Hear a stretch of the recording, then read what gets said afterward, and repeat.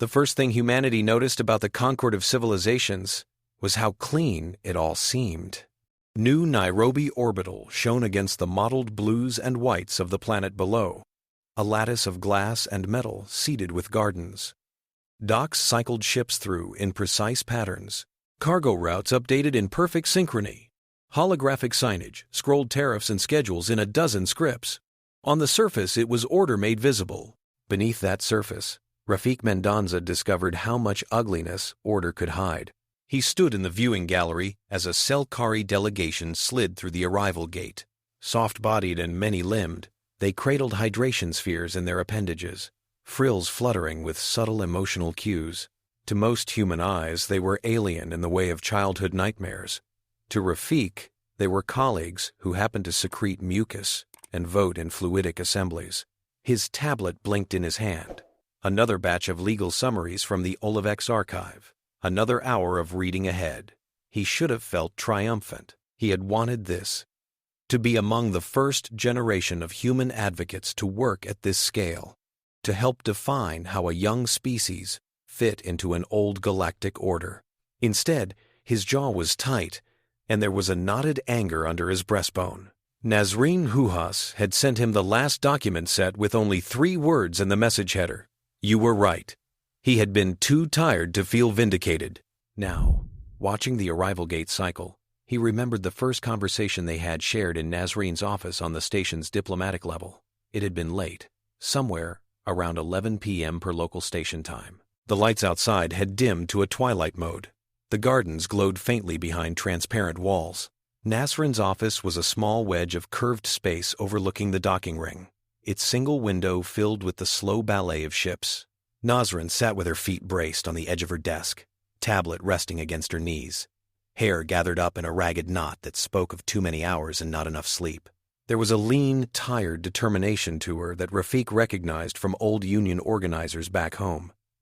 You've gone through the protocol on sentient treatment? She asked. All of it. His tone had been flat. Twice. And it is theater. It sounds good until you realize nothing in it binds anyone to anything. That's what I thought the first time I read it, Nasrin said. And the second. And the 10th. The language is deliberately mushy. Should instead of must. Encouraged instead of required. She had flicked her tablet, sending a document to his display. It resolved into a shipping manifest and case summary. A Branthi mining concern. A long-haul freight crew. An airlock misused as a disciplinary tool. The Olivex archive is full of these, she said. Incidents that would be crimes under any human standard. But here, negligence at worst. Most of the time, not even that. The appeals cite the protocol. The rulings note that the company ignored best practices and failed to uphold expected courtesies. Then they close the file. No penalties that matter. Rafiq had read the summary, feeling his throat tighten.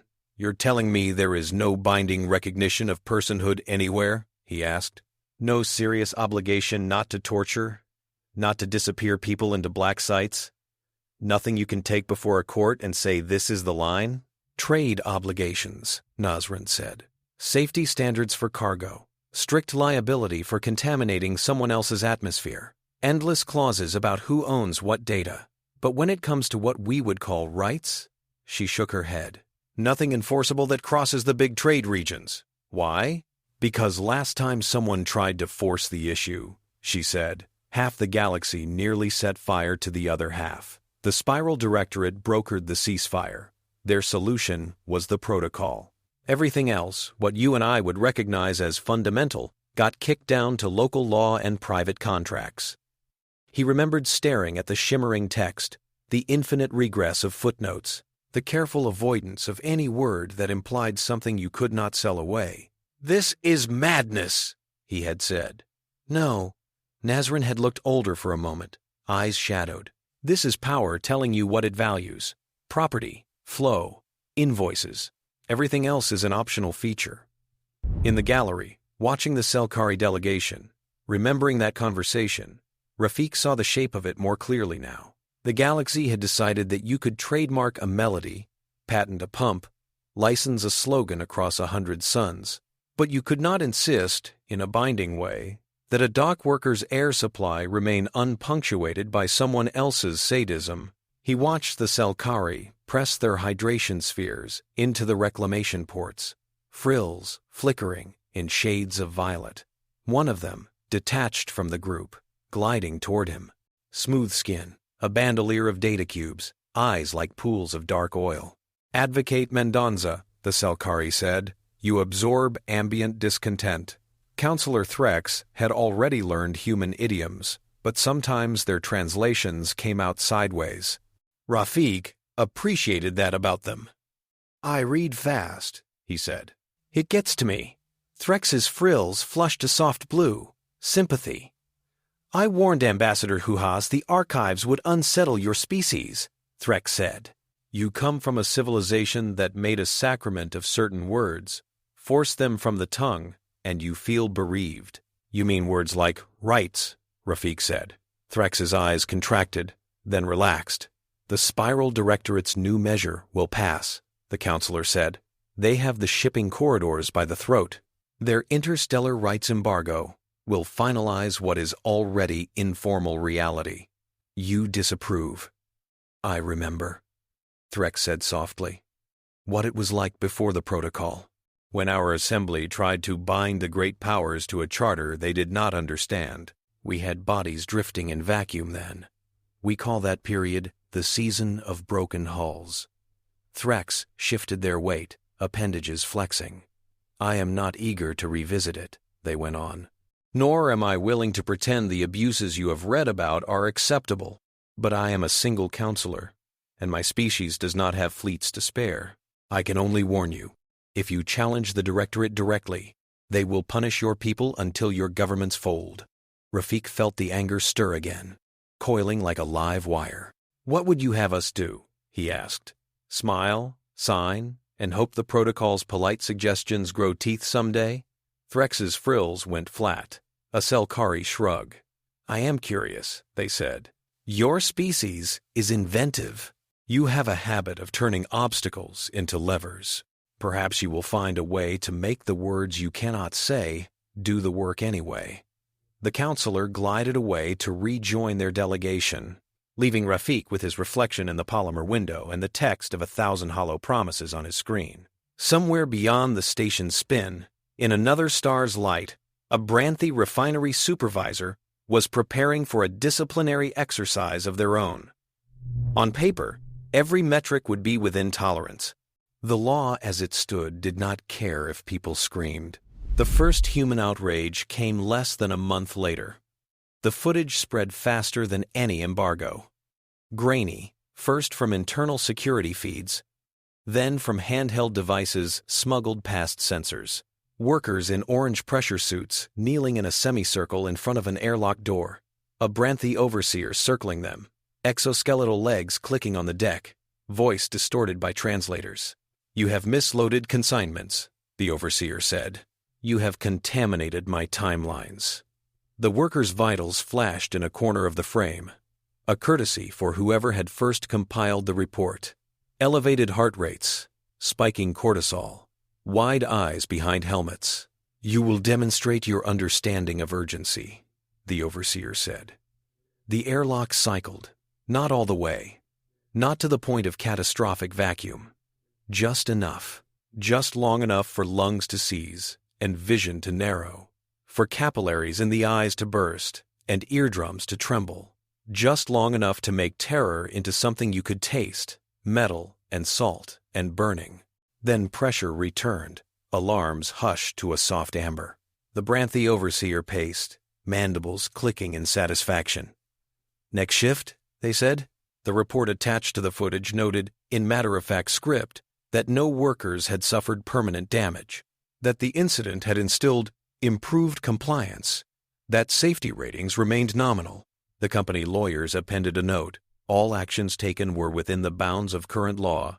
The protocol on sentient treatment did not proscribe controlled atmospheric variation. The disciplinary measures had been unpleasant, but not inhumane, according to established definitions. No binding clause had been breached.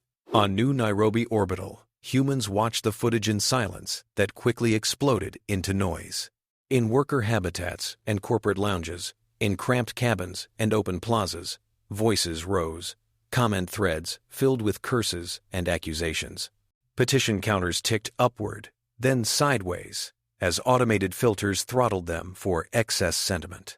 Nasrin stood in a conference room with the volume turned low, the footage playing on repeat over the table. Representatives from human governments argued into their headsets, some demanding sanctions, some counseling restraint. "We are not ready," one envoy said through the tinny speakers. "We have maybe 2 respectable carrier groups. They have 100. We cannot afford to pick this fight. They are suffocating our people for fun," another voice snapped. "If we do nothing, what message does that send?" "The message that we understand leverage," the first replied. "We need years to build fleets. Supply chains. Alliances. We cannot afford open conflict now." Rafiq watched, fists balled at his sides. "It is like watching someone argue whether to sue or appease a volcano," he said quietly. Nasrin muted the line and rubbed her forehead. "They are not wrong," she said. "About the power imbalance. They are missing the point," he answered. "This isn't a problem we can solve with tonnage. We already live in a universe where their freighters and legal frameworks rule the lanes. We can shout, and they will shrug. We can send a frigate, and they will send 20 more." He stared at the frozen frame of the Branthi overseer. "We need to move the ground under their feet," he said. "How?" Nasrin asked. "The Spiral Directorate has already proposed the embargo. Once it passes, we will not be allowed to put rights language into any new trade framework that touches their space. They are trying to grind the concept out of the law altogether. Maybe the law is the wrong place to look," he said. She waited, seeing the familiar shift in him, the way his eyes went distant when a pattern aligned, the way his jaw relaxed when anger found a current. "Can you get me time with some very specific people?" he asked. "I need Kwame Alder, May Caldera, Aparna Halim, and Haruto Ben Salem. Somewhere they cannot be overheard. Somewhere with coffee. A lot of coffee." Nasrin studied him. "You have something," she said. "I have irritation and a background in interstellar contract law," he replied. "Sometimes that combination does interesting things." Several hours later, in a conference room with blank walls and an excellent sound-dampening field, they gathered. Kwame Alder arrived first, tall and broad-shouldered, station wear smudged with grease from some network hub he had been rewiring. He was the sort of engineer who could look at a tangled data schema and see a nervous system, who thought in nodes and flows.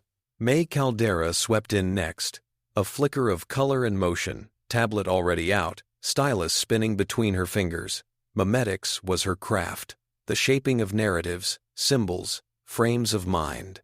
She had helped sell interplanetary recycling standards back home by making people feel personally unfashionable if they dumped plastic. Haruto Ben Salem followed suit, still crisp from a formal briefing, tie already loosened. A trade negotiator whose calm voice could sell a bitter deal as a shared victory or a minor concession as a threat averted. Last came Aparna Halim, hair a dark rope down her back, eyes ringed with fatigue and intensity. She had written monographs on the paradoxes of enforcing justice in a system that worshipped contracts, but feared any hint of universal morality. They took their seats around the table. Nasrin activated the privacy field. The hum was low, but palpable, a cocoon against prying microphones. "You all know why we're here," Rafiq began. "You've seen the footage. You've read the legal opinions. You know the Spiral Directorate's embargo will pass, unless the laws of economics are replaced by miracles overnight." May tapped her stylus against the table. "You're not calling us in here to tell us we're doomed," she said. "You're calling us because you have a weird idea and need people to poke holes in it. So, let's have it." Rafiq took a breath. "Explain to me," he said, "like I just woke up from cryosleep, how this galaxy treats intellectual property." Kwame laughed once, short. "Like a jealous dragon treats gold," he said. "Your work, your design, your code, your brand, if it has any value, someone has carved out exclusive rights. The Interstellar Licensing Court enforces those rights with more vigor than it enforces airlock integrity. Infringe a major corporation's protection. and you'll find your assets frozen from here to Selqari Prime. And what can you encode into an IP package? Rafiq asked. Just software? Just media? Protocols? Standards? Whole compliance systems, Kwame said. You license a trademark, you get a manual on how it has to be used. Violate the terms, you lose the license. Try to fake it, and you end up in front of the court. Cultural packages, too, May added. Whole lifestyles, aesthetic packages, ethical guidelines marketed as brand identity. I've seen families sign up for franchises of belief systems. Rafiq nodded. So if, he said slowly, we took all the things we cannot get the Concord to put into law, our baseline protections, our lines in the sand, and we wrap them in the thing this system defends most ferociously. What then? Aparna sat up straighter. Elaborate, she said. We build a product, Rafiq said. A package, not a treaty, not a declaration. A proprietary, holistic system for operating any environment that contains sentient beings. We stuff into it every standard of treatment we consider non-negotiable. But we don't call them rights. We call them performance metrics, brand requirements, service-level guarantees. Haruto's eyes narrowed, calculating implications. And then, he asked. And then we license it, Rafiq said, on our terms. You want human workers, human tourists, human investments, human tech? You license this. You sign the contract. You agree to bind yourself to obligations you cannot unilaterally revoke. Because if you do, you lose the license, and your access to the package goes dark. And in a world that values what we can offer, that will hurt. Silence spread around the table, not empty, but dense. Aparna's mind flickered through case law, precedents, pitfalls. She saw immediately a dozen points of resistance, but also the lattice of opportunity beneath. Intellectual property behaves differently than public law, she said. The Interstellar Licensing Court will enforce contracts and protections attached to it, without blinking, as long as they're structured as reasonable conditions of use. If we define our moral lines as those conditions, then violating a worker's performance-protected status becomes a breach of license, May finished. Not a moral offense, a commercial one. With sanctions everyone takes seriously. Kwame's thoughts spun along different wires. The tech layer would need to be airtight, he said. We'd have to build a sensor network, a dignity mesh, that monitors compliance and generates cryptographic attestations. No one will trust a system that relies solely on self-reporting. And we'd have to design it so you can't selectively ignore modules. It's all or nothing. Haruto steepled his fingers. You know the Spiral Directorate will fight this, he said. They will accuse us of smuggling politics into commerce. They will call it anti-competitive, discriminatory. They can call it whatever they like, Rafiq said. But as long as we are not prohibiting them from trading in general, only from using our proprietary system without respecting its terms, we have a shot. The court has always defended the right of creators to define the scope of their license. Nasrin watched the faces around the table. She had learned to read more than words. The tilt of a head, the way fingers tightened on a stylus. What she saw now was familiar from other parts of her life. Someone had tossed a match into a room full of dry kindling. If we do this, she said, we cannot half commit. Once the Codex is out there, we will be betting our credibility, our leverage, our safety on it. You just named it, May said. Named what? Nasrin asked. The thing, May said. The package. Human Dignity Codex. It sounds weighty, technical and grand at the same time. Rafiq let the words settle. Then that's what we build, he said. The work that followed consumed them. Days blurred into nights. Timestamps on drafts shifted from 3 p.m. to 2 a.m. and back again. Coffee seams in New Nairobi's supply chain grew thin. Aparna and Rafiq carved principles into clauses. They sat with lists of human rights documents, from the earliest charters to the most recent planetary constitutions, and translated each into contractual language. No arbitrary deprivation of life became a non-derogable operational prohibition on lethal force without process. Freedom from torture became constraints on allowable stimuli variations and stress inducers. Every time a phrase veered toward moral rhetoric, Aparna rephrased it in the antiseptic idiom of industry. This is not a manifesto, she reminded herself and the others. This is an instruction manual for running a universe where people do not get crushed for profit. Kwame designed the Dignity Mesh. He imagined the Codex not as a static document, but as a living network of sensors, logs, and attestations. Wearable devices tracking vitals and environmental exposure. Camera feeds analyzed for patterns of harassment. Airlocks coded to require dual authorization for override, with every exception recorded and justified. All this data, encrypted and anonymized where possible, would roll up into a compliance dashboard. Facilities that license the Codex would have a green status when all metrics remained within permissible bounds, fall into the yellow or red bands, and flags would be raised. Corrective plans mandated. Persist in red, and the license would self-terminate. May worked on the mimetic layer.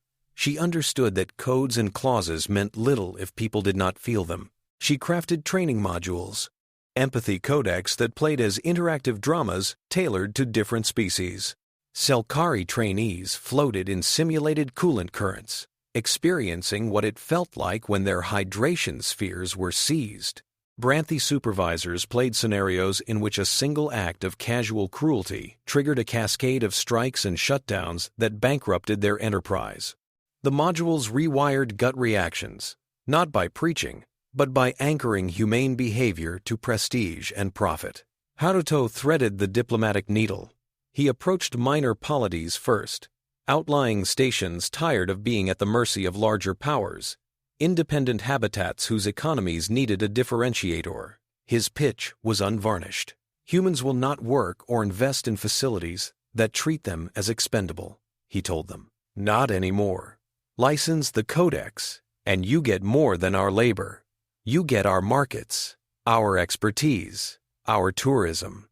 You get the network effects of being seen as a place that cares. Some laughed in his face. Others listened. The Selqari were early adopters. In a submerged conference chamber on Selqari Prime, under light filtered through kilometers of water, Councillor Threx presented the Codex to their assembly. Our human colleagues have found a loophole, Threx said. The Directorate has banned words. They have not yet banned obligation being sold as product. Selqari culture valued process. They understood standards and protocols. They appreciated, perhaps more than any other species, the power of an inspection seal. They voted to pilot the Codex in a cluster of mixed species habitats. The measure passed with a fluid majority. The first Selqari ports to go Codex compliant saw immediate results. Human workers volunteered for shifts there. Human tourists flocked to their markets.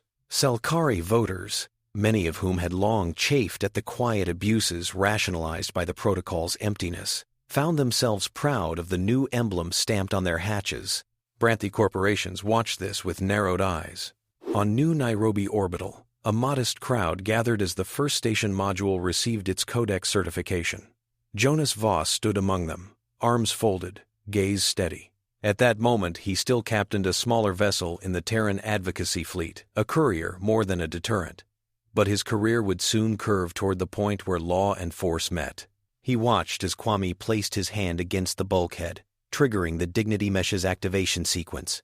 A ripple of blue light ran along the corridor, sensors winking to life.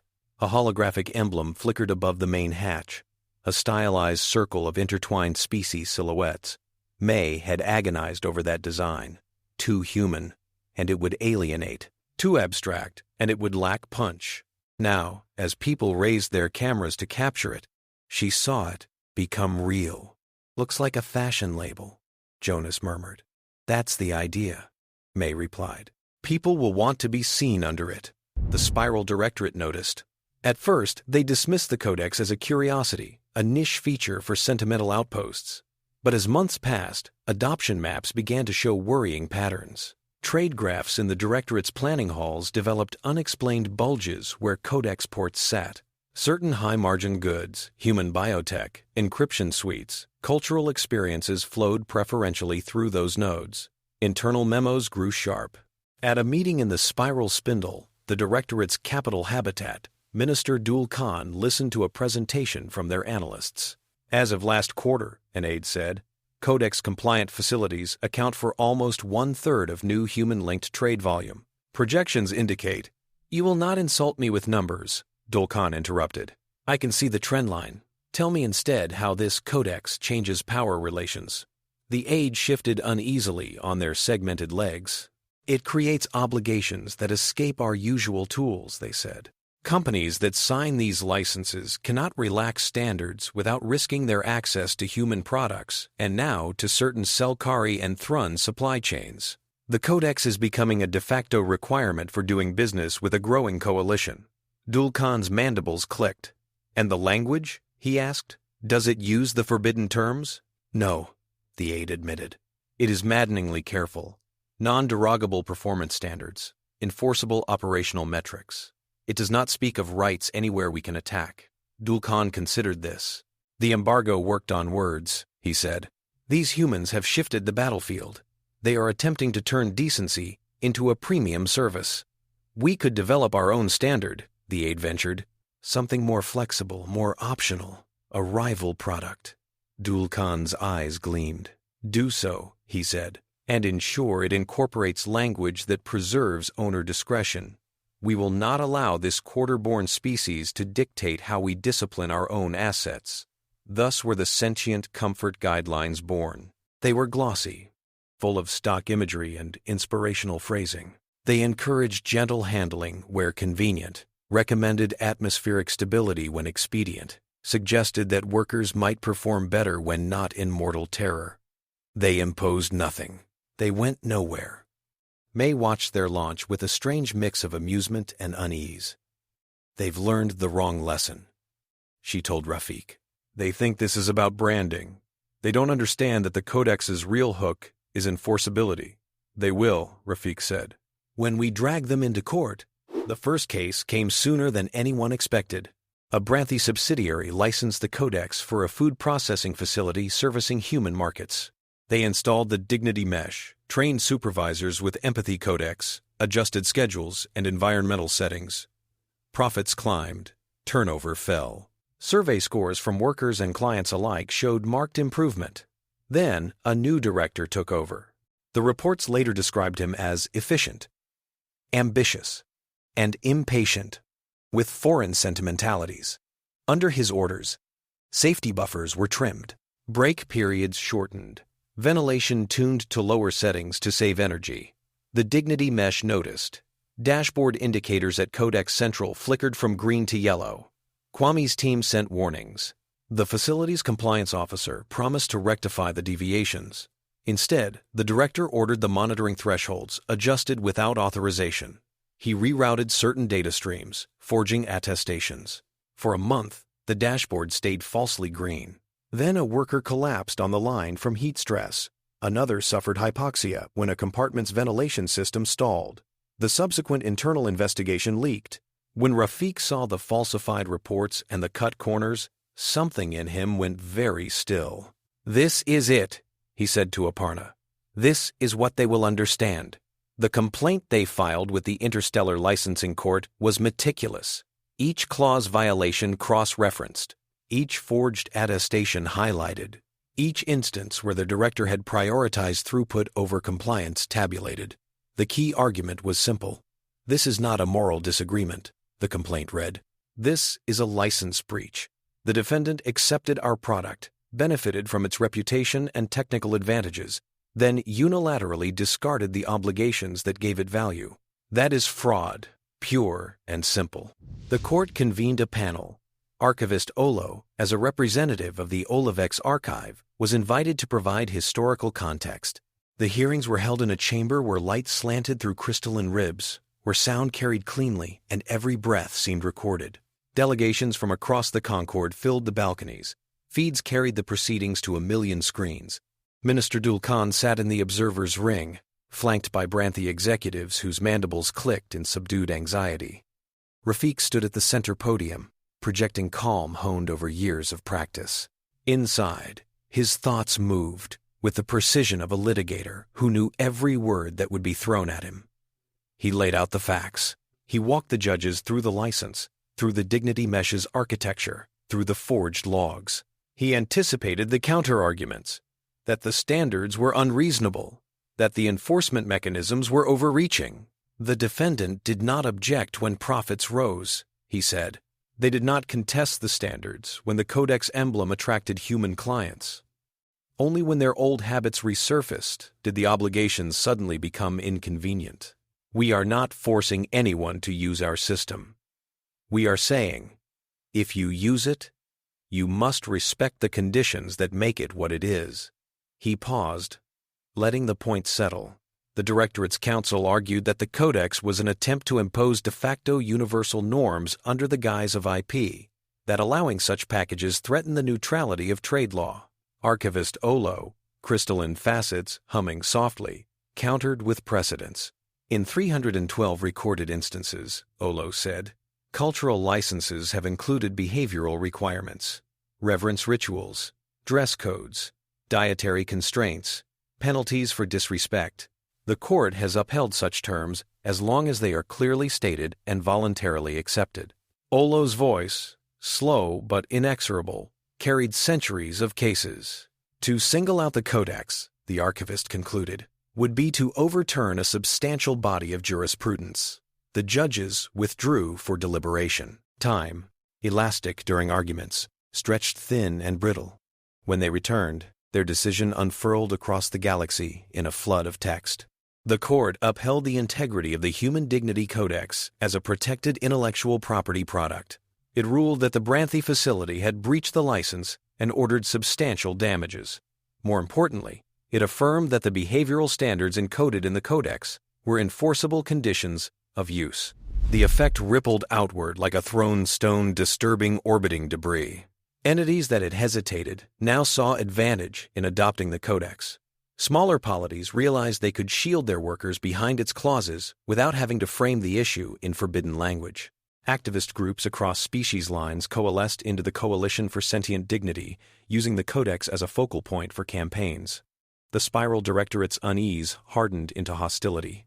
In an emergency session, their council issued a proclamation. While we respect the autonomy of creators, it read, we cannot allow any single species to smuggle ideological constraints into the lifeblood of commerce. Effective immediately, Codex-licensed entities are prohibited from operating within spiral-controlled trade lanes. On paper, it was a regulatory measure. In practice, it was a blockade. Ships bearing the Codex emblem were turned away from spiral hubs. Contracts with Codex-certified facilities were canceled or quietly sabotaged. Human personnel were advised by their own governments not to transit Directorate space without armed escort. Haruto met with Nasrin and Jonas in a briefing room that suddenly felt much smaller. They are daring us, Jonas said. They think we will back down rather than risk open confrontation. They think they hold all the cards, Haruto replied. They forget we have been quietly rearranging the deck. Meaning? Jonas asked. Haruto brought up a holo of regional trade lanes. Colored threads traced paths between ports.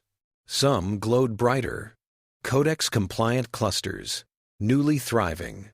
Others pulsed in duller hues. Spiral-dominated corridors, increasingly bypassed. We've been building alternatives, Haruto said, convincing partners to accept longer routes in exchange for safer conditions. It's been slow, but the momentum is there. Now we accelerate. Reroute everything, Nasrin said. All human trade that can possibly avoid spiral corridors will do so. We will take the hit in time and cost. That will not be enough, Jonas said quietly. They will harass our convoys along the new routes. Random inspections, safety checks. They will make life miserable for anyone flying our colors. Nasrin looked at him. Will you escort those convoys? She asked. If command assigns me, Jonas said. And even if they do not, there will be captains willing to step up. But understand, our ships enforce treaties, not faith. We cannot fire first. Not things for watching. Not 1. We can only hold the line and make it very clear what it will cost if they cross it. Rafiq entered then, face drawn, but eyes burning. They are already trying another angle, he said. They are commissioning a knockoff. He threw a set of documents onto the holo. Branding familiar enough to mislead. Wording twisted just enough to gut obligations. Codex-Lite? May, who had followed him in, said in disbelief they didn't even bother to change the name properly. They changed just enough to muddy the waters, Rafiq said. Facilities that adopt it will look compliant to the untrained eye. Their workers will be told they are protected, but the core enforcement mechanisms are missing or trivially bypassed. Kwame appeared on the channel moments later, called in from a Dignity Mesh operations hub. I anticipated copies, he said, but not this fast. Fortunately, the genuine codex has something the counterfeit cannot easily replicate. Which is, Nasrin asked. Cryptographic attestations, Kwame said. Every genuine node in the Dignity Mesh signs its data with keys rooted in hardware we control. We can query a facility, test its proofs. If the signatures do not match, we know it is running a forgery. Then we expose them, May said. Publicly, loudly. No cute memes this time. Just bare facts and the faces of the people deceived. The Coalition for Sentient Dignity rallied. Workers from Codex-Lite facilities began sending anonymous reports. They described training modules that spoke warmly of respect, while supervisors resumed corrective practices behind closed doors. They spoke of dashboards always locked on green, no matter what happened on the floor. Kwame's team ran remote integrity checks. The signatures failed, time after time. The complaint Rafiq filed this time was even more explosive. It did not target a single facility. It named a network. Branthi companies, spiral-aligned intermediaries, legal shells. It labeled their product what it was, a counterfeit, designed to deceive both workers and clients into believing they enjoyed protections that did not in fact exist. The Interstellar Licensing Court convened again. Once more, the galaxy watched. Victims testified. A Selqari technician described being informed that her habitat was Codex certified, only to discover that her hydration cycles could be arbitrarily shortened with no recourse. A Thrundock worker spoke of signing on to a safe port and finding the same old brutality wrapped in new logos. This is not merely an infringement, Rafiq argued. This is an attack on the very mechanism by which we make decency profitable. If the court allows this, you will teach every power with an interest in exploitation that they can nullify any standard by counterfeiting its form. Archivist Olo's testimony, this time, grew almost impassioned by Olivec's standards. We have catalogued epochs of hypocrisy, Olo said. This pattern is familiar. Symbols of trust, replicated without substance. If you do not draw a line here, you will erode trust in all standards, in all seals of quality, in all compliance marks. The court understood what was at stake. Its own authority depended on the credibility of licenses. The preliminary injunction they issued stunned even seasoned observers. Effective immediately, all entities credibly linked to the production or distribution of Codex-Lite were barred from using any human-origin licensed technologies or cultural packages. All contested licenses were suspended. All associated facilities would be subject to random audits by court-appointed inspectors and, where relevant, Olivec's archivists. Kwame's team had prepared for this. At a pre-arranged time, they pushed an update through the Dignity Mesh. Every genuine Codex installation received an updated list of nodes flagged as counterfeit-linked. Data-sharing privileges with those nodes were revoked. Interfaces threw up blunt warnings. The impact was immediate. Factories that had come to rely on human-designed supervisory systems found those systems dropping into restrictive safe modes. Entertainment streams featuring human content winked out across Spiral territories. Medical devices using licensed human algorithms began operating within conservative parameters, refusing anything but the safest procedures. On the Spiral spindle, executives stared in disbelief as status boards flickered. They are holding our infrastructure hostage, one Branthi CEO hissed. No, Minister Dul'kaan said. We have been foolish enough to build parts of our infrastructure on someone else's terms. Now we see the cost. The Directorate could have capitulated then. They could have quietly settled, sacrificed a few scapegoats, and negotiated a face-saving compromise. Instead, pride and fear pushed them toward escalation. In a broadcast sent to the Concord and beyond, The Directorate announced that it no longer recognized the jurisdiction of the Interstellar Licensing Court within its territory. Any attempt to enforce Codex-linked sanctions in spiral space would be treated as economic aggression. They lowered the legal sky over their own heads. Then they sent a task force toward Port Azimuth. Port Azimuth had been a neutral free port for as long as anyone remembered, a place where competing powers parked their quarrels at the docking ring. Under Haruto's guidance, it had recently adopted the Codex, reinventing itself as a showcase for mixed-species, dignity-compliant commerce.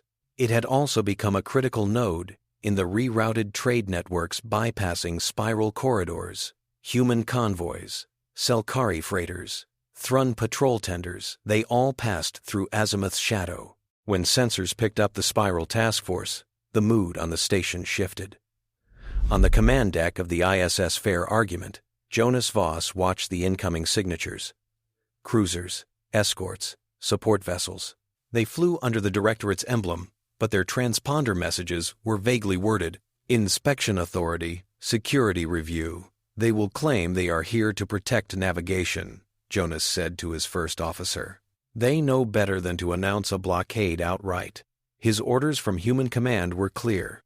Escort Codex-compliant convoys safely past Port Azimuth. Do not initiate hostilities. Do not abandon legal standing. His own conscience added a line. Do not let them bully you out of the sky.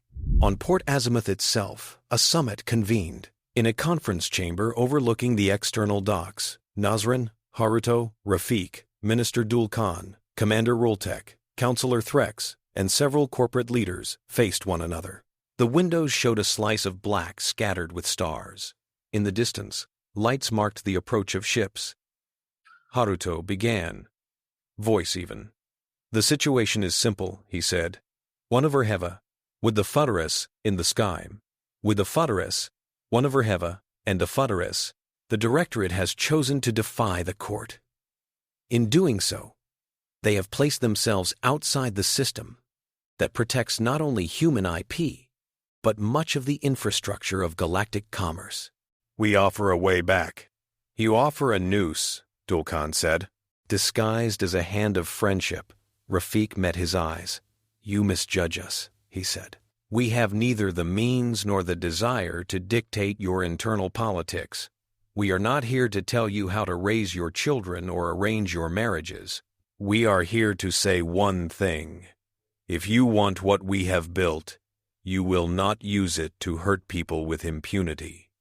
Dul'kaan clicked his mandibles. And if we choose to do without your baubles? He asked.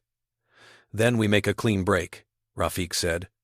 We rescind every license, revoke every key, pull every line of code we legally can. We will not sell you unbranded versions, or look the other way while your elites smuggle them in. You will discover how many of your systems quietly depend on what we have provided. Corporate leaders shifted in their seats. Some hid their alarm better than others. Haruto spread his hands. The alternative, he said, is the Accord of Port Azimuth. We formalize the Codex as the standard for any facility handling mixed-species crews or customers across all major trade lanes. We do not use the language that makes your council nervous. We do not write rights anywhere. We call them performance standards. We phrase them as non-derogable operational metrics. You seek to win with a dictionary what you cannot win with fleets, Commander Roltek said, voice low. We seek to win with survival what others play with, like a toy, Nasrin replied. Dul'kaan's gaze flicked toward the window. On the display's inset into the table, the Spiral Task Force drew closer to the convoys, gathering beyond Port Azimuth. The fair argument moved to intercept, flanked by smaller ships flying the Codex emblem. Outside, in the void, Jonas ordered his ship positioned between the task force and the vulnerable convoy. He broadcast on an open channel, Spiral vessels. This is Captain Jonas Voss of the ISS Fair Argument, acting under Concord-recognized enforcement authority related to intellectual property protection. You are approaching a convoy under Codex license. Be advised, any attempt to interfere with their passage will be recorded as a violation of multiple treaties. The answer came from a Spiral captain whose voice was clipped, formal. We are conducting inspections for counterfeit systems that threaten safety, they said. Stand aside. I am authorized, Jonas replied, to ensure safe passage for these vessels under court injunction. I will not initiate hostilities, but I will not permit you to board or seize any ship under my protection without express legal cause recognized by the court. The two formations drifted closer. On Selqari Prime, Councillor Threx sent an urgent message to their patrol elements in the region. On Thrun Command networks, officers argued in tight code about whether to intervene, stay neutral, or side with the Spiral Task Force. On Port Azimuth, the tension wrapped the summit chamber in invisible coils. They will call your bluff, Dul'kaan said to Rafiq. Your captain cannot fire on us. You cannot risk shattering the Concord over a licensing dispute. We do not have to fire, Rafiq said. We only have to stand where everyone can see us. Maze networks carried the visuals in real time. The fair argument, hull marked with the Codex emblem, holding station like a stone in a river of steel, the spiral vessels fanning out, their weapon ports powered, but capped. Viewers across hundreds of habitats watched with held breath. In the Selqari assembly, an elder slammed a tentacle on the table. We have drifted too long, they said. We cannot let the Directorate normalize suffocation as discipline. Our patrols will recognize Codex enforcement actions as legitimate within shared space. Minutes later, several Selqari escorts altered course.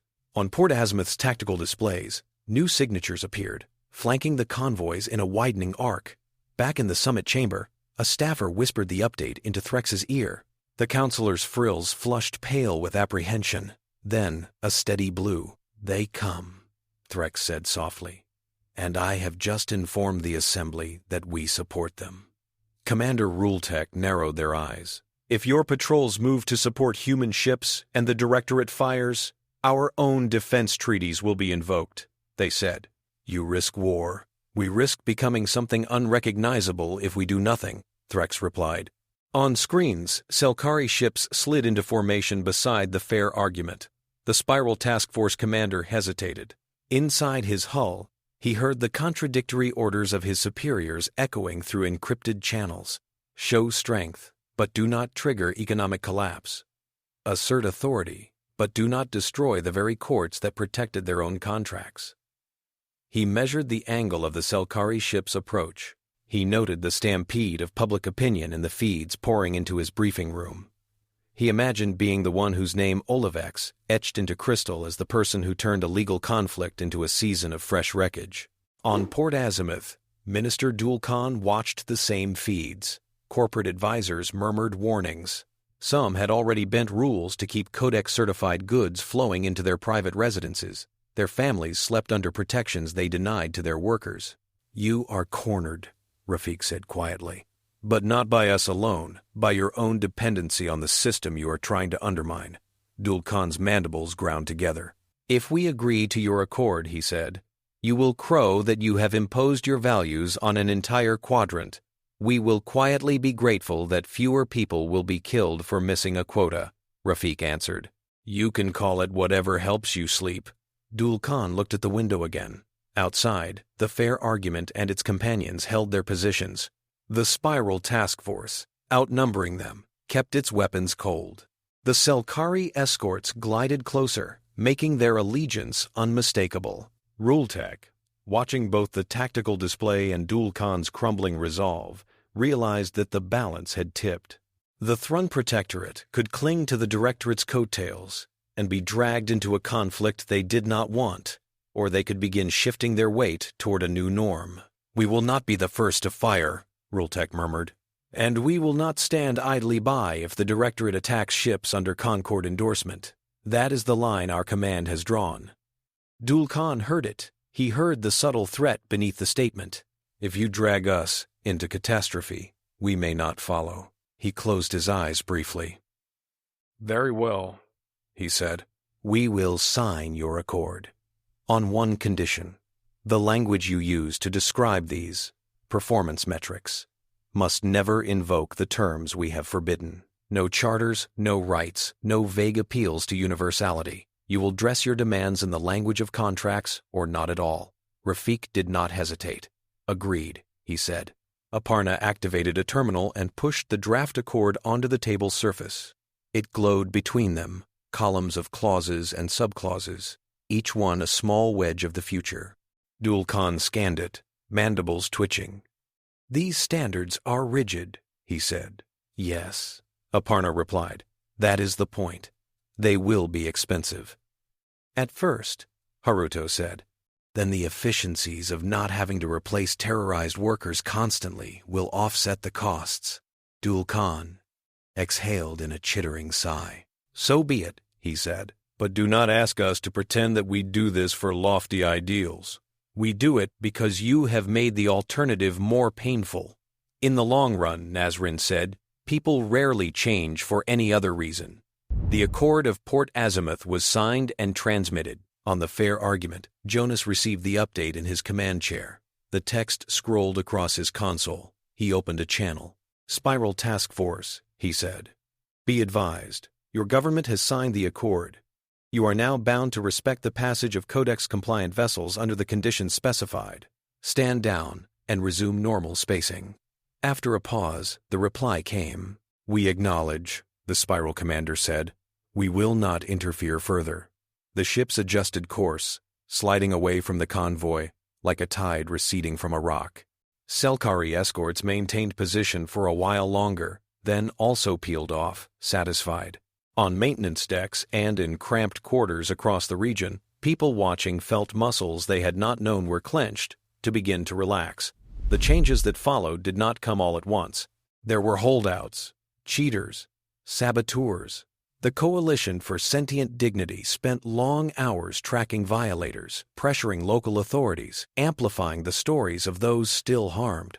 The Olivex archive updated its indexes to include Codex compliance records, turning them into a new form of prestige. Facilities that treated their workers well discovered that doing so was excellent advertising. On some worlds, elites grumbled about human moral imperialism while quietly enjoying the fact that their own families lived under sturdier safeguards. On others, old resentments simmered, but convenience eroded them. Once the Codex became the default package installed in new habitats, it was easier to leave it in place than to fight it. In classrooms on New Nairobi Orbital, years later, children of several species studied a module labeled Operational Standards for Mixed Species Environments. A human boy raised his hand. "Why did they even need to write this down?" he asked. "Isn't it obvious you shouldn't, choke people for coming back late from break?"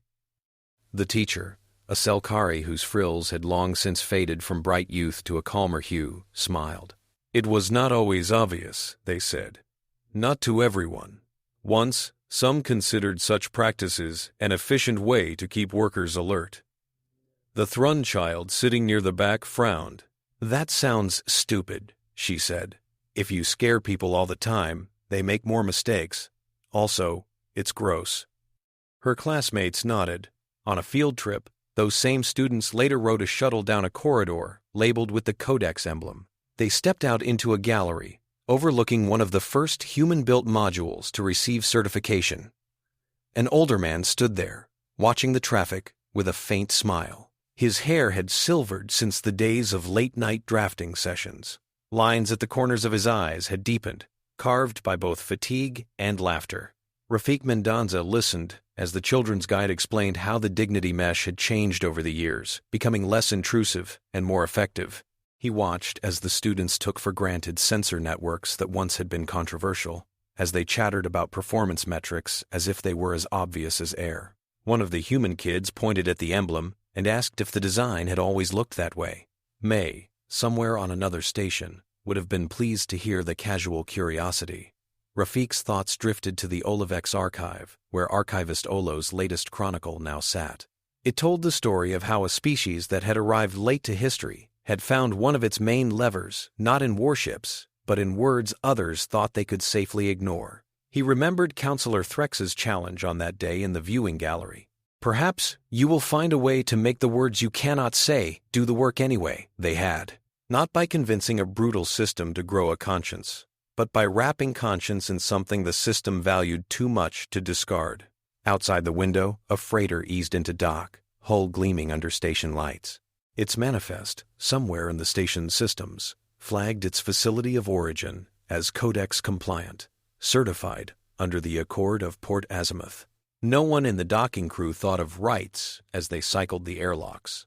They thought of schedules, cargo weights, hazard bonuses, performance metrics. They thought, in some cases, of getting home in time for a meal with their families. The missing word did not matter. The fact that their air did not thin for someone else's amusement did. Humanity's gift to the galaxy had turned out to be simple and deeply unsettling to those who preferred a cleaner separation between profit and principle. They had proved that if a civilization was willing to guard a song's copyright with more zeal than a worker's lungs, then sometimes the only way to protect those lungs was to file them under content and let the lawyers do what the soldiers could not. The story of how that happened would sit in crystal and code for a long time. The lives saved would go mostly uncounted. That, Rafiq thought as the children moved on to their next stop, was how it should be.